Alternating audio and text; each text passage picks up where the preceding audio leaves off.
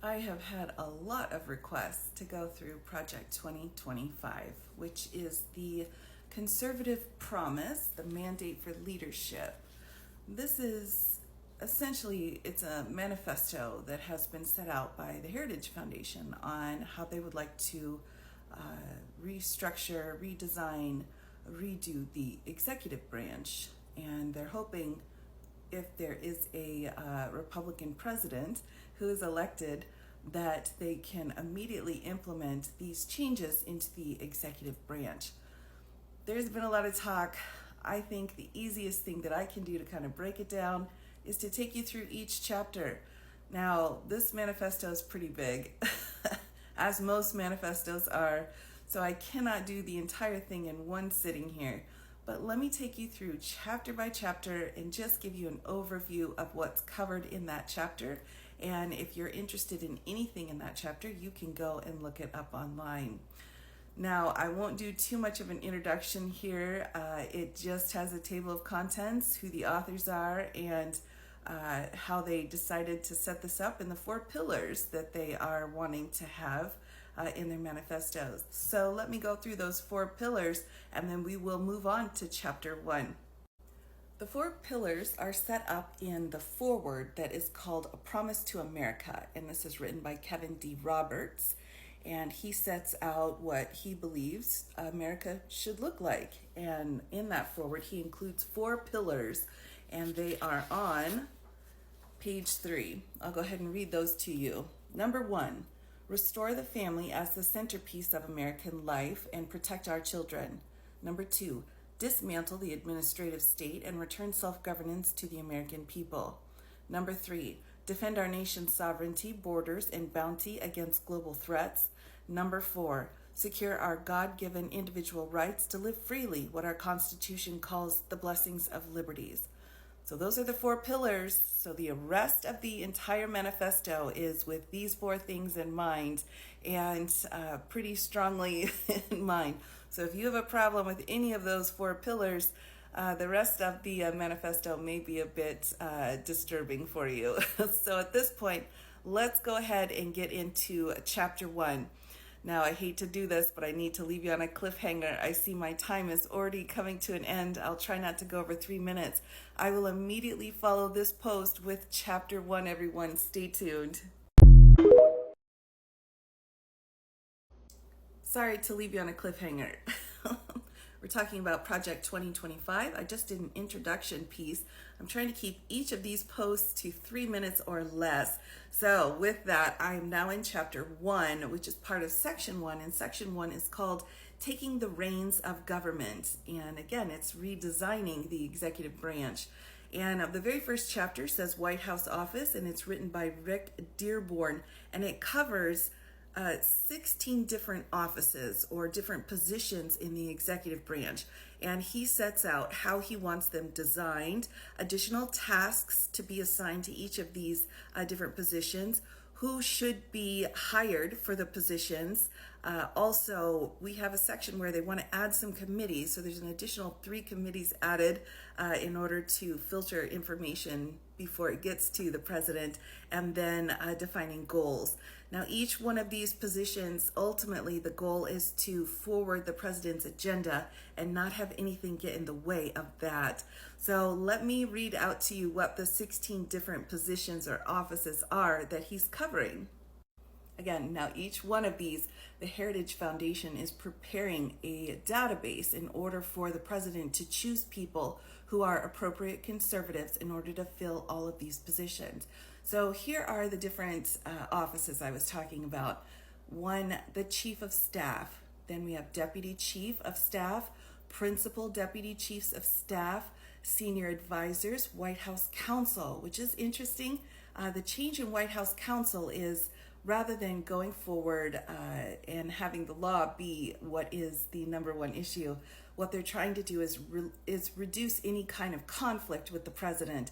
So rather than this being a situation of an impartial counsel advising the president, It would be more like a plaintiff's attorney advocating for the president and really pushing wholeheartedly for the president's agenda. So that's White House counsel. Next, we have staff secretary, Office of Communications, Office of Legislative Affairs, Office of Presidential Personnel, which would essentially be replaced by this database that the Heritage Foundation wants to put together of thousands and thousands of extremely conservative Americans that have been pre-approved and vetted in order to be hired for all of the thousands of positions that would be available.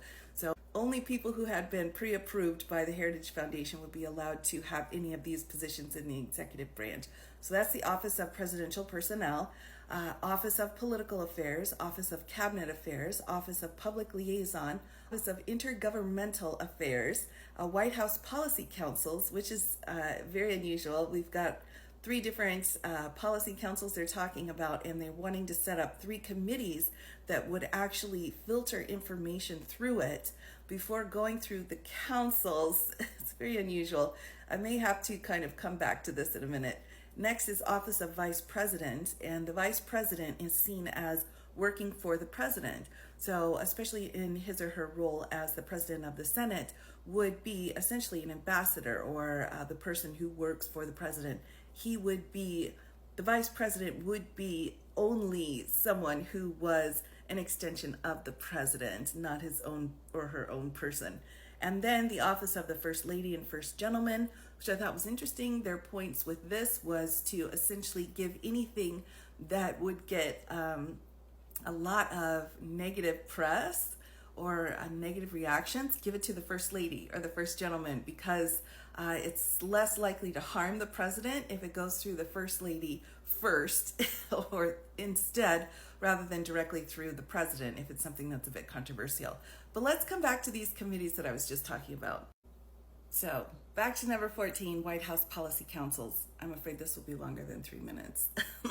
But we have 3 councils that they're talking about here: the National Security Council, National Economic Council, and Domestic Policy Council. And these councils are set up to kind of figure out more information, and because there are so many issues going on, rather than the president going in and dealing with every single one in a micromanagement situation, there are these councils set up.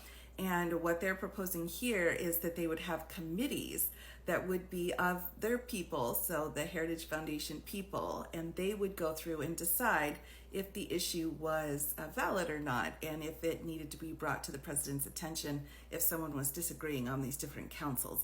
Couple of quotes, one in particular that I thought was very interesting, and it's on page 38 within this whole discussion of these committees that would be in charge of the information from the councils that would be involved in getting information to the president if there was some kind of conflict.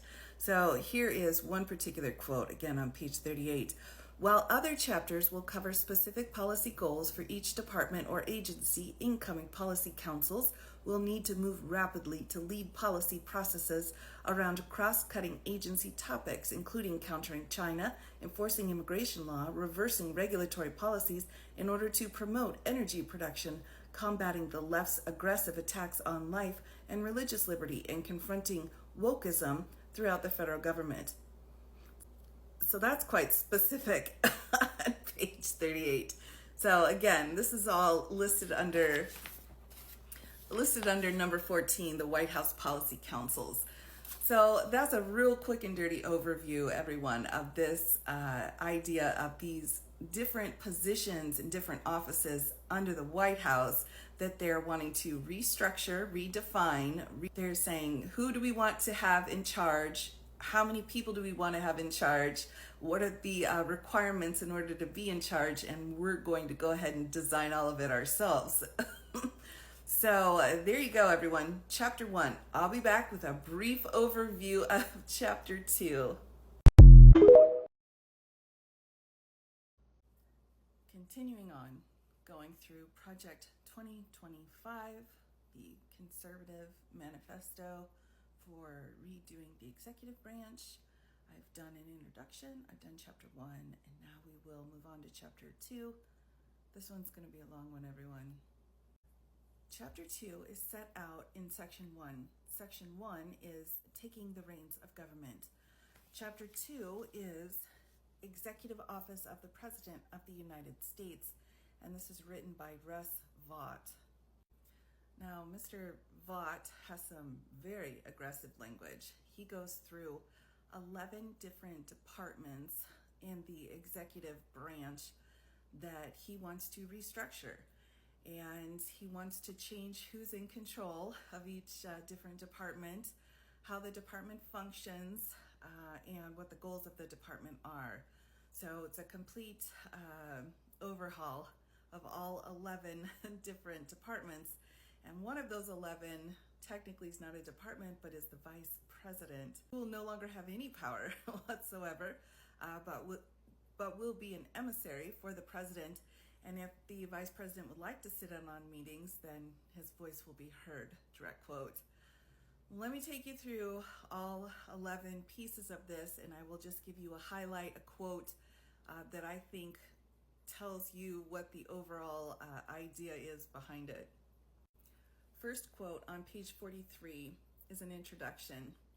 And Mr. Vought says, sadly, however, a president today assumes office to find a sprawling federal bureaucracy that all too often is carrying out its own policy plans and preferences, or worse yet, the policy plans and preferences of a radical, supposedly woke faction of the country.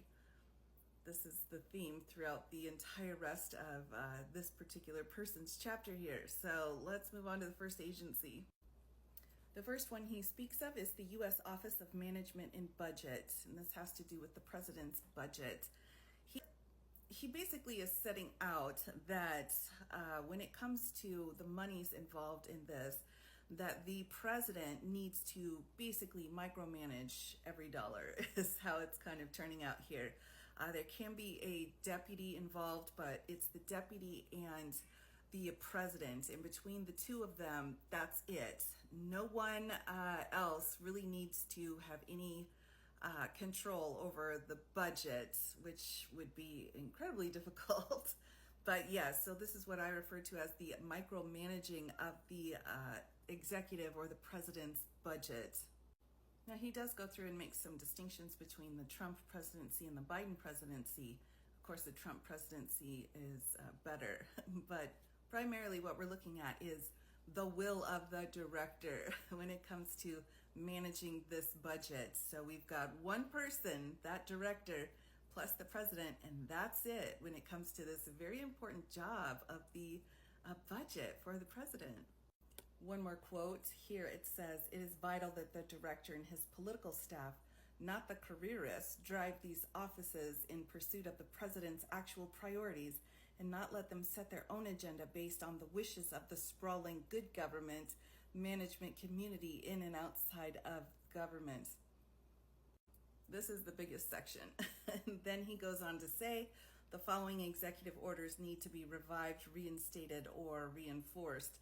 Executive Order 12866, 13891, and reinstate 13771, 13777, 13891, 13892, 13893, 13924, 13979, 13980, and strengthen Executive Order 13132. Of course, these are all Trump's previous executive orders. The bottom line is to bring back this idea of buy American, made in America, and when it comes to, again, the president's budget. Now, keep in mind, of course, that anyone involved, including this director that seems to have enormous power, all have to be vetted and approved, again, by the Heritage Foundation. And throughout the rest of this chapter, he will be making different suggestions on what kind of acts need to be enacted and multiple other executive orders that need to be brought back.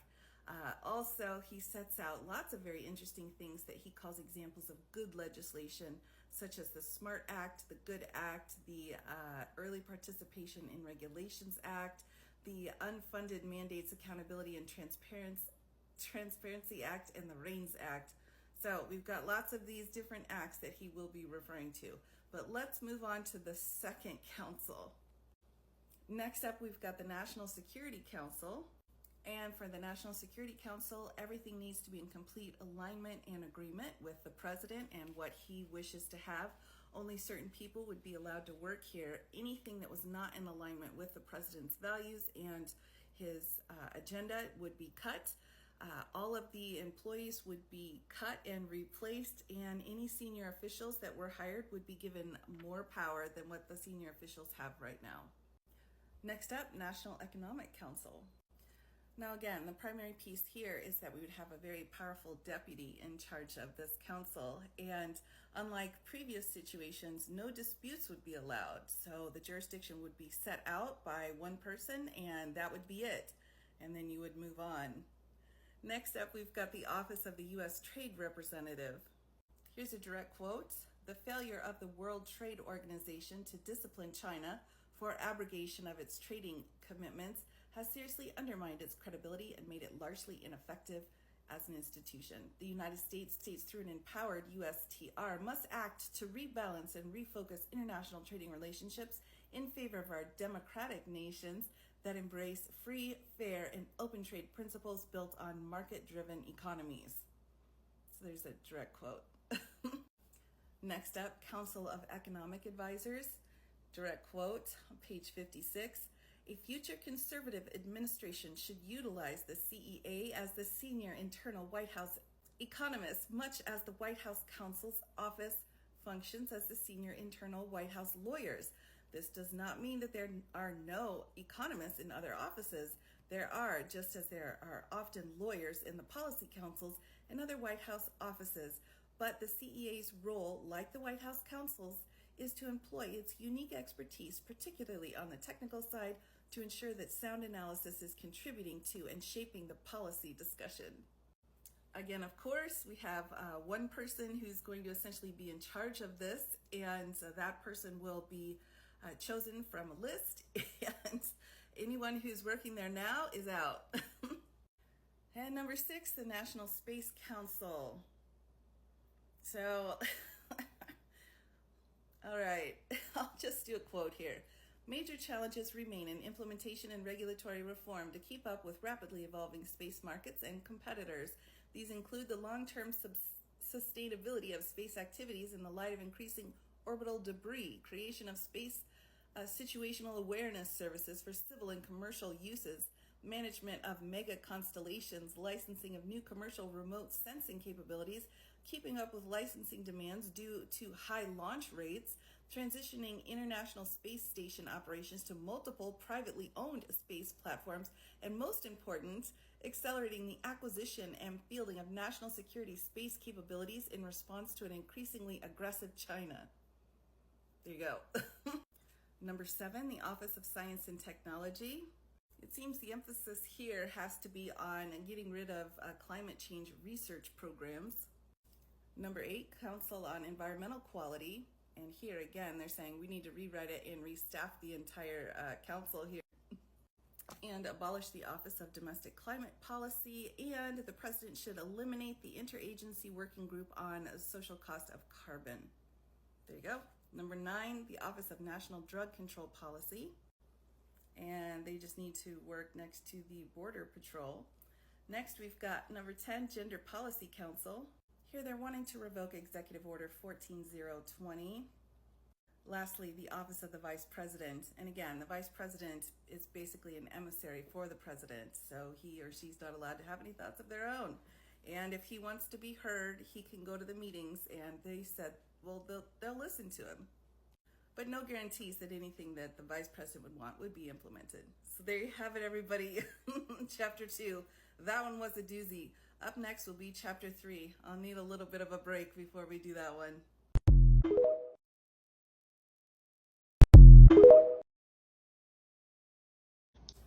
Next up, talking about Project 2025, is Chapter 3.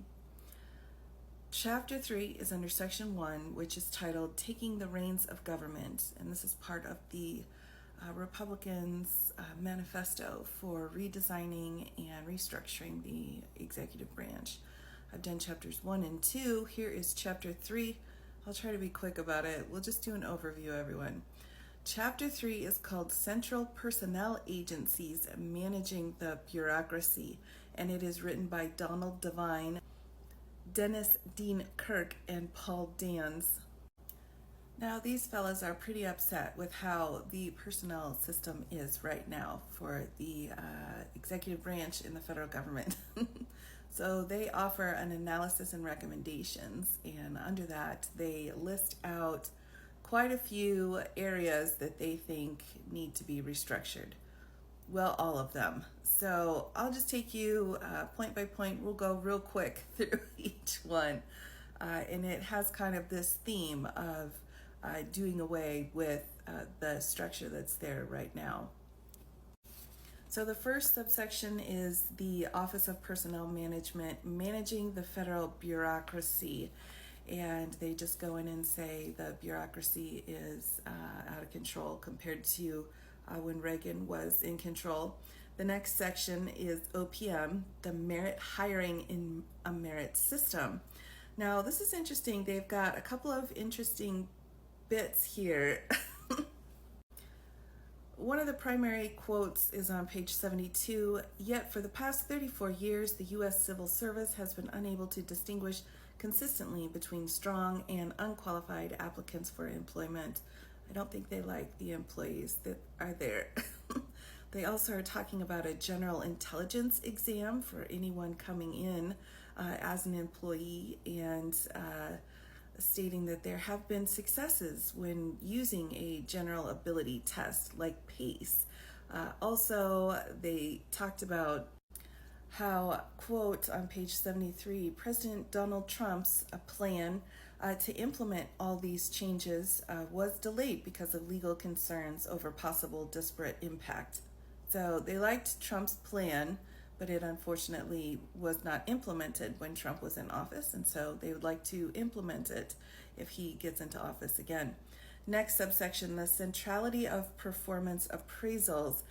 The key here is an executive order 13839 that was issued by Trump, requiring agencies to reduce the time for employees to improve performance before corrective action could be taken, to initiate disciplinary actions against poorly performing employees more expeditiously, to reiterate that agencies are obliged to make employees improve, to reduce the time for employees to respond to allegations of poor performance, to mandate that agencies remind supervisors of expiring employee probationary periods, to prohibit agencies from entering into settlement agreements that modify an employee's personnel record, and to reevaluate procedures for agencies to discipline supervisors who retaliate against whistleblowers. So, there's that. Next subsection, merit pay. The primary piece here is that there was a system in place that expired in September of 1993, and they would like to go back to that. Next up, making the appeals process work. And they're saying here that the employees have too much job security, and that any kind of civil rights violation issues are too frequently presented, and that people who are filing repeatedly for civil rights violations face no consequences, and they should. Next, page 76, subsection, making civil service benefits economically and administratively rational. So that's reassessing the amount of benefits. Next, market-based pay and benefits. And I'll just do a direct quote here, page 76. According to current law, federal workers are to be paid wages comparable to equivalent private sector workers rather than compared to all private sector employees, while the official studies claim that federal employees are underpaid relative to the private sector by 20% or more. A 2016 Heritage Foundation study found that the federal employees received wages that were 22% higher than wages for similar private sector workers if the value of employees' benefits was included. The total compensation premium for federal employees over the private sector equivalents increased to between 30% and 40%. The American Enterprise Institute found a 14% pay premium and a 61% total compensation premium. So the base salary is too high. We've got too many vacation days, sick days, and federal holidays. So those need to be reduced and eliminated.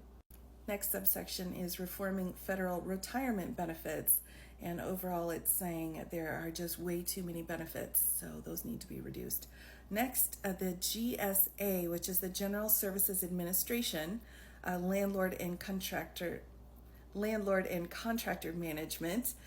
Here, they're saying is actually a personnel management situation going on, and so they're saying because of that, they need to kind of be put back in their place and separated from personnel decisions. Next subsection, impenetrable bureaucracy, and it's saying here that we've had these issues of not being able to break apart the federal bureaucracy, and that the Trump administration had proposed some consolidations, but they were not received favorably in Congress, whose approval is necessary for most such proposals. So they're saying here that the challenge is primarily for presidents, Congress, and the entire government here to come together in order to break through the bureaucracy. Next subsection, creating a responsible career management service. And we'll do a direct quote here. It says, an autonomous bureaucracy has neither independent constitutional status nor separate moral legitimacy. Therefore, career civil servants by themselves should not lead major policy changes and reforms. Then we go on and they're talking about how Reagan was fantastic, and that Trump had an executive order 1395-7, which was fantastic but was reversed by Biden, so it needs to be put back into place. Next piece, managing personnel in a union environment. Here they're saying unions and government management are incompatible. And basically the union element should not be there.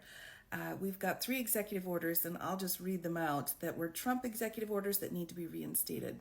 Executive Order 1383-6, encouraging agencies to renegotiate all union collective bargaining agreements to ensure consistency with the law and respect for management rights. Executive Order 1383-7, encouraging agencies to prevent union representatives from using official time preparing or pursuing grievances, or from engaging in other union activities on government time. And Executive Order 1383-9, encouraging agencies both to limit labor grievances on removals from services or on challenging performance appraisals, and to prioritize performance over seniority when deciding who should be retained following reductions in force. That's page 81. So those were all revoked by the Biden administration. They want them back in place. Next subsection, fully staffing the ranks of political appointees. And we'll just quote here, page 82. Fortunately, the PPO and OPM and Senate leadership began to cooperate to build a strong team to implement the president's personnel appointment agenda. And this is Trump. Any new administration would be wise to learn that it will need a full cadre of sound political appointees from the beginning if it expects to direct this enormous federal bureaucracy. And on to the very last piece, which is a reformed bureaucracy. Now, there's quite a bit here, but I'll just read the first little bit. The authors have made many suggestions here that, if implemented, could bring the bureaucracy more under control and enable it to work more efficiently and responsibly, which is especially required for the half of civilian government that administers its undeniable responsibilities for defense and foreign affairs. While a better administered central bureaucracy is crucial for both of those and domestic responsibilities, the problem of properly running the government goes beyond simple bureaucratic administration. The specific deficiencies of the federal bureaucracy, size, levels of organization, inefficiency, expense, and lack of responsiveness to political leadership are all rooted in the progressive ideology that unelected experts can and should be trusted to promote the general welfare in about every area of social life. There you have it. Next up, we've got Section 2, the Common Defense. So let's restructure the Defense Department. Happy Wednesday, everybody. I hope you're having a lovely day. I have finished recording an overview, an outline of Chapter 4 for Project 2025. And this is written by Christopher Miller, and it sets out a restructuring of the Department of Defense. There's a lot to it, and it is a bit distressing. So I wanted to give everyone a fair warning. I will be posting that very soon once it's edited, but just kind of a heads up, if you're not wanting to have any insight into how our military branches and our counterintelligence and our nuclear systems are to be restructured, you may want to skip this particular post coming up shortly. Now on to Chapter 4 in the 2025 project, which is the conservative manifesto that has been put together by the Heritage Foundation on how to redo the executive branch. I've done chapters 1 through 3 in section 1, and now it's time for section 2 called the Common Defense, and I will be tackling chapter 4. It's a lot. Chapter 4 is called the Department of Defense, and it is written by Christopher Miller. And there are 15 sections, 15 different areas of defense that Mr. Miller feels that need to be redone, restructured, and reemphasized. And there need to be multiple reforms in each one of these. So I'll take you through each one of the 15 different sections and just set out what he is thinking the reforms should be. Now, included within this, keep in mind, are all the branches of the military. So here we go, chapter 4. Now, the overall theme here for the Department of Defense is to prepare everything for China. So everything is to counter China. All right, and we also need to significantly increase or elevate our nuclear defense program. So here we go. Number 1, the Department of Defense policy.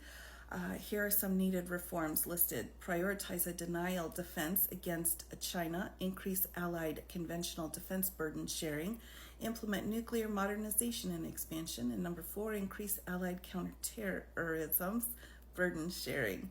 Number 2, Department of Acquisition and Sustainment. Here are the reforms suggested. Reforming the planning and programming, budgeting, and execution process to strengthen America's defense industrial base.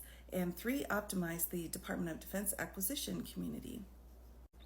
Number 3, the Department of Defense Research, Development, Test, and Evaluation. Here are the reforms.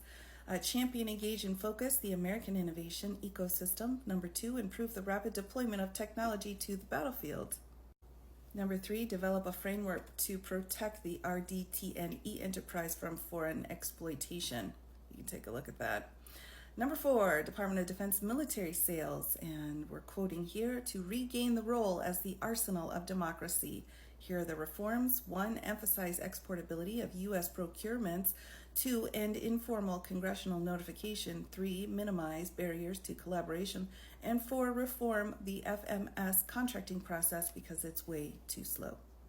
Now, a huge change, of course, is the Department of Defense personnel. Here are the reforms recommended. Rescue recruiting and retention, restore standards of lethality and excellence, eliminate politicalization, reestablish trust and accountability, and restore faith to the force. And they do talk about chaplains, and I mean literal faith. Value the military family and reduce the number of generals. They're also saying we need to have a special assistant to the president regarding personnel. Number 6, the Department of Defense intelligence. Here are the reforms. Improve the process, expand, it needs to be China-driven, restore accountability and public trust, eliminate peripheral intelligence obligations that do not advance military readiness.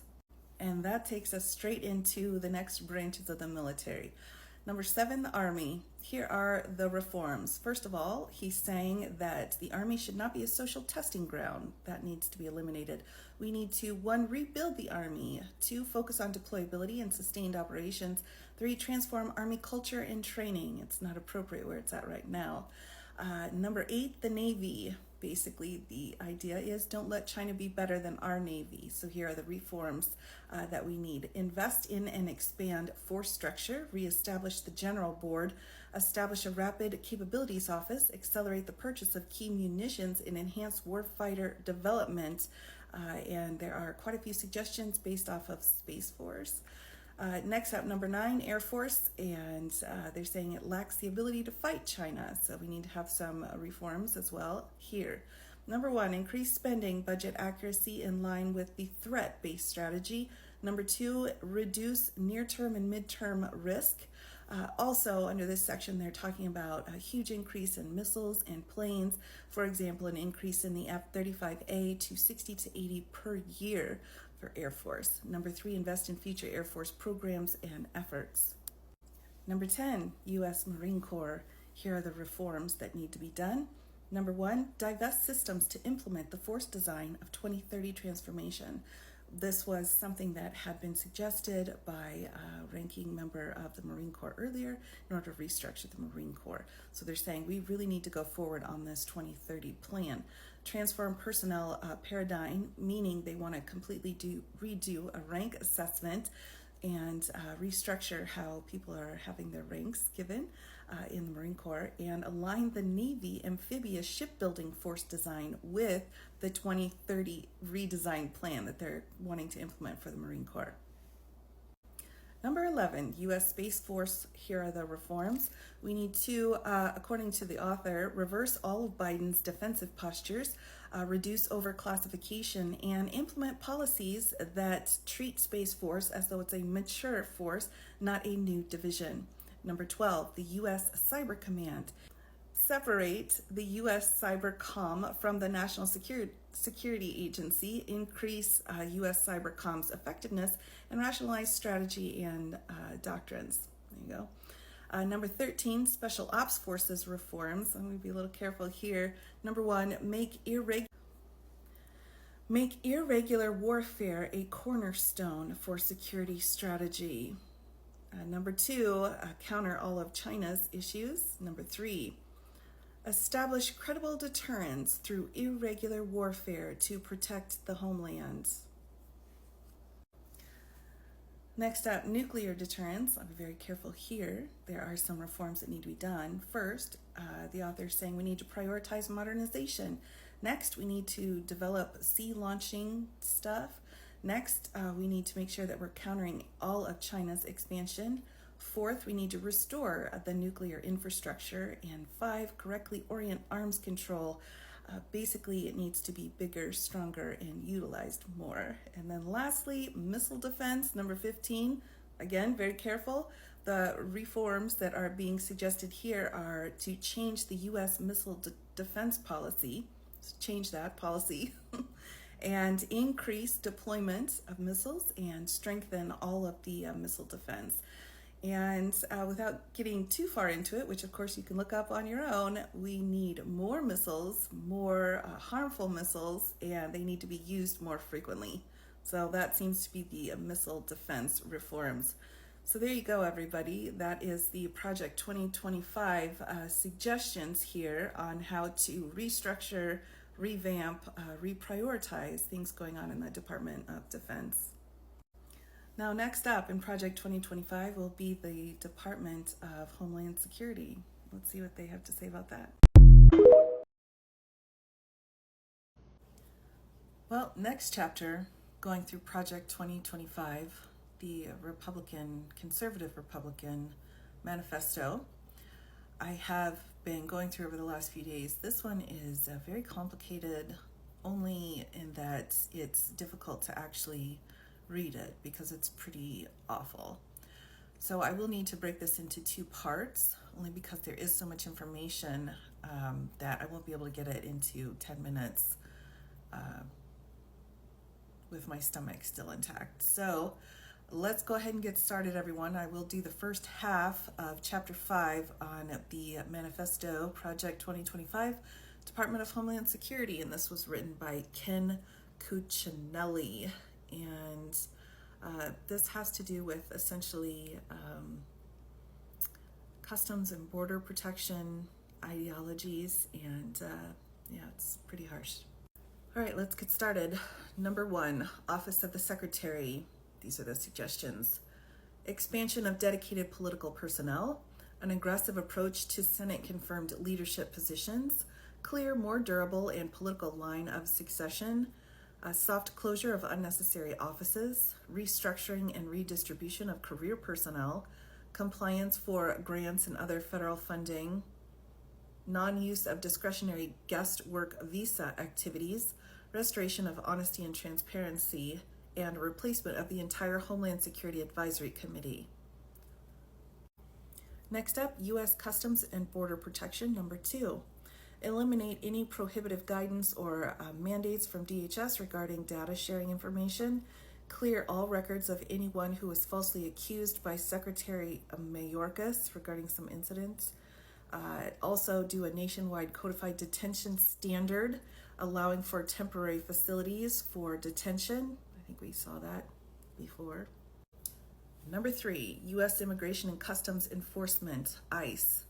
Needed reforms. Number 1, order ICE to stop closing out pending immigration cases and apply the Immigration and Nationality Act as written by Congress. Number 2, direct ICE to stop ignoring criminal aliens identified through the 287 sub-G program.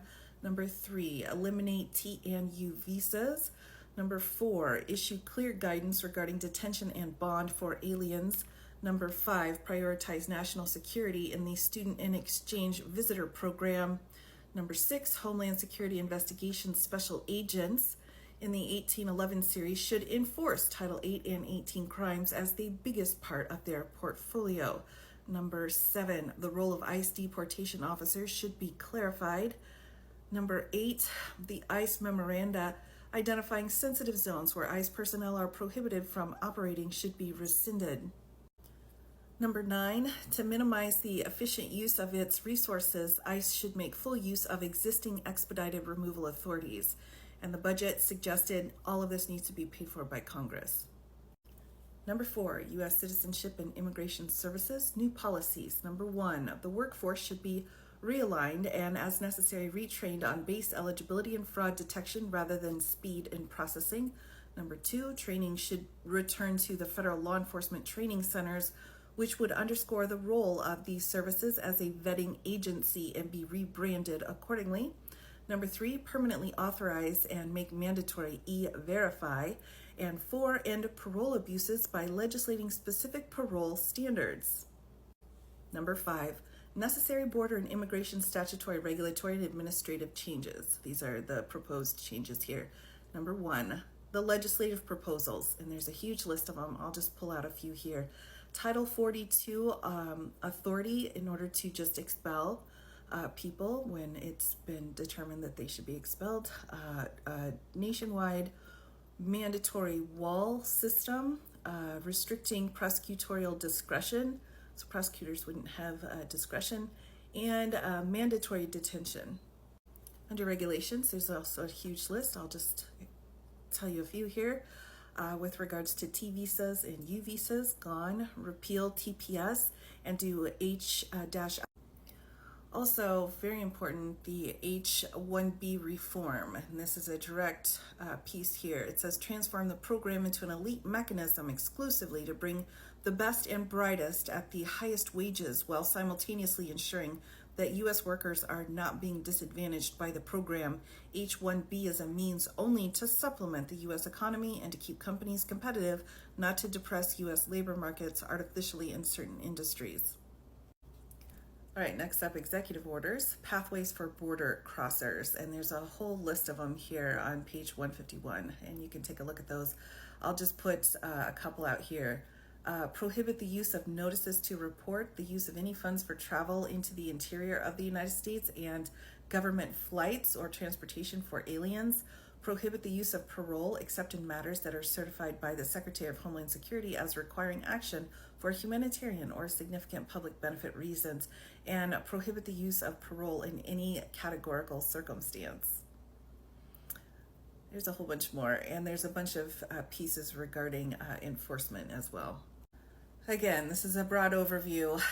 The last piece is averting or curtailing a mass migration event, and they have 2 points on that. Next would be the sub-regulatory matters, and they're talking about the USCIS priorities and structural changes. Basically, number 3, I think, really sets it out. It says review and repeal any internal agency memo that is inconsistent with the priorities described in this chapter. Next up, the Federal Emergency Management Agency, or FEMA, which is number 6 for our purposes here. And what the author is saying here is that state and local governments need to be more and better prepared to handle problems themselves. That when emergencies strike, that the federal government should not be expected to necessarily help very much, if at all, and that states and local areas need to do it themselves. Number 7, the U.S. Coast Guard. Essentially, they're saying the Coast Guard needs to be scaled down to fit the budget that Congress has given them, whatever budget that may be. And because they are not really useful, not a wartime power, not useful in those ways, that it's okay to go ahead and shrink it because it's really not that necessary. Number 8, Secret Service. Now, Secret Service has a lot of things that they do, but they're saying we want Secret Service to only provide protection, nothing else. So if there's anything else that the Secret Service is actually doing, that should be transferred to the Department of Justice or to the Treasury Department, depending on whatever it is that they're supposed to be doing. But Secret Service should only be for protection. That's it. And then number 9, the Transportation Security Administration, or the TSA, they're saying this needs to be privatized. We shouldn't have government really involved in it other than going through and privatizing it. And they said we should look at Canada and Europe and do the same things that they're doing when it comes to privatizing TSA. And that takes me to number 10, Management Directorate, and I'm going to go ahead and take a break. So I will be back with the second half of Chapter 5 in another post, which gets into more of the minutia here of what's they're going on about with Homeland Security. So this was a tough one, everybody. It's really hard to read through it, again, because it seems like they're taking this idea of people and making them into something that's not a person. And therefore, these kinds of regulations and changes need to happen because it would be okay to do this to creatures that were not people, but, you know, they are people. So it's hard to read, everyone. So I wish you well if you want to read it yourself, but I would definitely say viewer discretion advised on that. Continuing on in my series, going chapter by chapter through Project 2025, which is the Conservative Republican Manifesto for how they would like to fundamentally change the executive branch. I have been going through Chapter 5, which is the Department of Homeland Security, which was written by Ken Cuccinelli, and I've done the first half of Chapter 5 already, so you can take a look at that post. But here's a quick reminder of what I have already covered, and I'll just go through their bullet points in the first part of this chapter. First, U.S. Customs and Border Protection can be combined with Immigration and Customs Enforcement, so ICE, U.S. Citizenship and Immigration Services, the Department of Health and Human Services, Office of Refugee Resettlement, and the Department of Justice, Executive Office for Immigration Review, and Office of Immigration Litigation all go into a standalone border and immigration agency at the cabinet level. More than 100,000 employees, making it the third largest department measured by manpower. And then we've got the Cybersecurity and Infrastructure Security Agency, or CISA, that would be moved to the Department of Transportation. Next, the Federal Emergency Management Agency, or FEMA, would be moved to the Department of the Interior, or if combined with CISA, to the Department of Transportation. Next, they're saying the U.S. Coast Guard would be moved to the Department of Justice, and in time of full-scale war, so i.e. there's a threat to the homeland, to the Department of Defense. Alternatively, the Coast Guard should be moved to the Department of Defense for all purposes. Next, they went into the U.S. Secret Service, and that should be divided in two, with the protective element moved to the Department of Justice and the financial enforcement element moved to the Department of the Treasury. Next, the Transportation Security Administration, or TSA, should be privatized. And then the Science and Technology Directorate be moved to the Department of Defense, and the Office of Countering Weapons of Mass Destruction to be moved to the FBI. So those are just some points that I've already hit on in the first half of Chapter 5. So let's go into the second half of Chapter 5. We'll be starting on page 159, which is where I left off. And the first thing we'll talk about, Management Directorate. First, they go into the front office. Restructuring and procedural changes are needed. Office of the Chief Financial Officer, redone. Federal Protective Service needs to be changed in who they actually report to. They should be reporting to a direct person who is in charge of keeping the presidential agenda going. Number 2, Office of Strategy, Policy, and Plans. There needs to be a reassessment of all grant requirements. Also, eliminate the quadrennial Homeland Security Review, so just get rid of that. And then bolster immigration statistics program. Next is the Office of Intelligence and Analysis, and we're supposed to be eliminating that because it's being weaponized for domestic political purposes, so we're supposed to get rid of it. And here's a direct quote on page 161. It says, "It's being used and discussed in the media as a political tool, resulting in more harm than good to the U.S. government, and I see writ large." So we're needing to get rid of it is what they're saying here. Now, next up, we have the Office of General Counsel, and they do have some very interesting ideas on how that needs to be changed. Let me give you some direct quotes. I'm quoting from page 162, and it says, "The Office of General Counsel should hire significantly more Schedule C political appointees who in turn supervise career staff and manage their output. DHS's mission is politically charged, and the legal function cannot be allowed to thwart the administration's agenda by providing stilted or erroneous legal positions and decision making." Next, that takes us to the Office of the Legislative Affairs and Office of Public Affairs, as well as the Office of Partnership and Engagement. And they're saying all of these different three offices should be speaking with one voice, not individual voices for each office, but just one voice. We're on page 163. DHS's external communications function should be consolidated and reformed so that the President's agenda can be implemented more effectively. Also, they have a very interesting point about congressional questions. Quoting again, "The next president should reach an agreement with congressional leadership to limit committee jurisdiction to one authorizing committee and one appropriations committee in each chamber." And also, they're recommending that Congress justify why it needs information that it's requesting. Interesting. Next up, we have the Office of Operations Coordination. The recommendations here is that this office should absorb a small number of tactical intelligence people from another office that has been recommended to be shut down. Next up, we have the Office for Civil Rights and Civil Liberties and Privacy Office. So they are recommending here that the Office of the General Counsel should absorb these offices and their staff and their functions. All officers then should report to the Deputy General Counsel, who is a political appointee. I think this is best explained through a couple of quotes. So we're on page 165, and our direct quote here says, "Because of the lack of public trust in the Office of Intelligence and Analysis, the civil rights and privacy staff should no longer review intelligence products or provide guidance on any intelligence products or reports. A consistent, clear, and singular message is necessary for DHS's mission. Therefore, all communications and or meetings with federal, state, local, or non-government groups should be limited to the Deputy General Counsel." So, civil rights and privacy, gone, absorbed into the General Counsel office. Next up, Office of the Immigration Detention Ombudsman.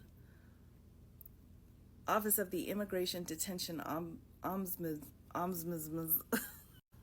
Next up, Office of the Immigration Detention Ombudsman and Office of the Citizenship and Immigration Services Ombudsman.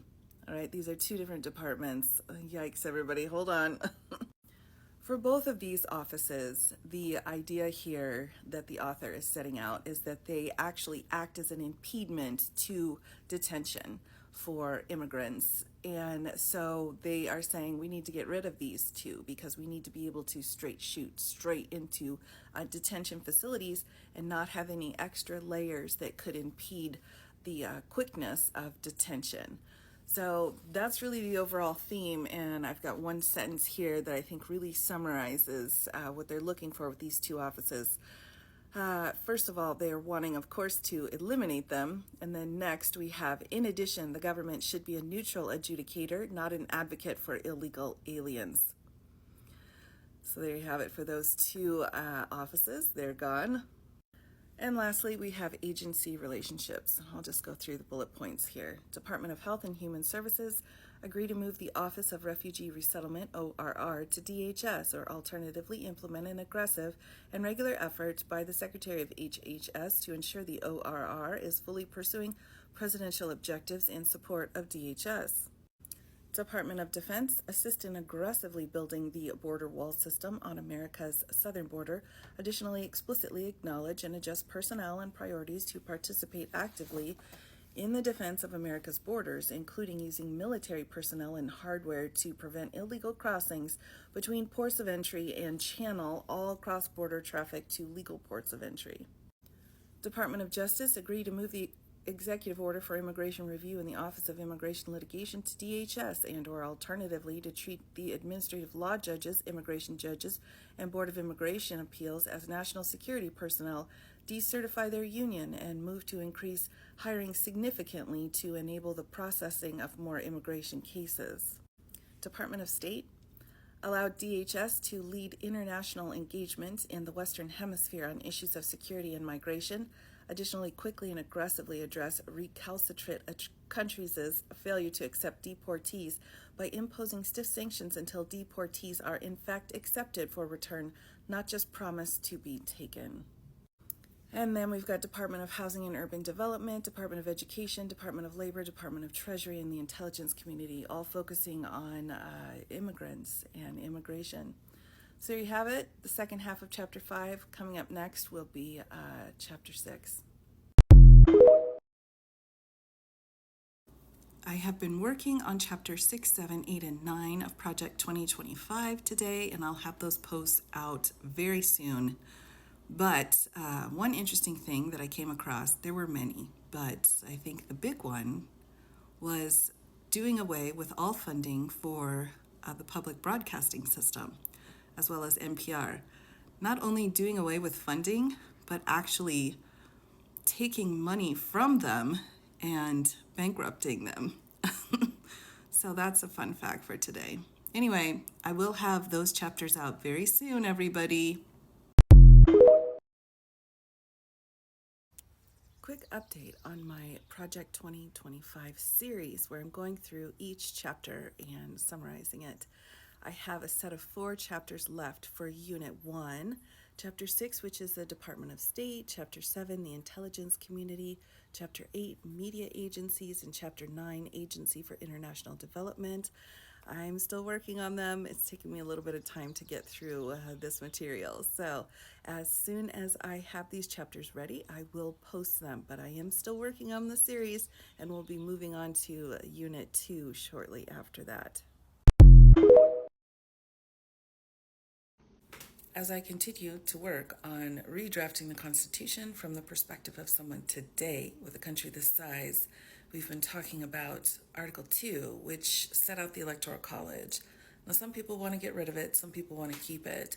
For those that want to get rid of the Electoral College, we then have to have a way to vote or to elect the president and the vice president. How are we going to do that? Now, myself, I've already kind of designed a voting system that I think might work, but I'm curious to see what other people are thinking. If we get rid of the Electoral College, how is it we elect the president and the vice president?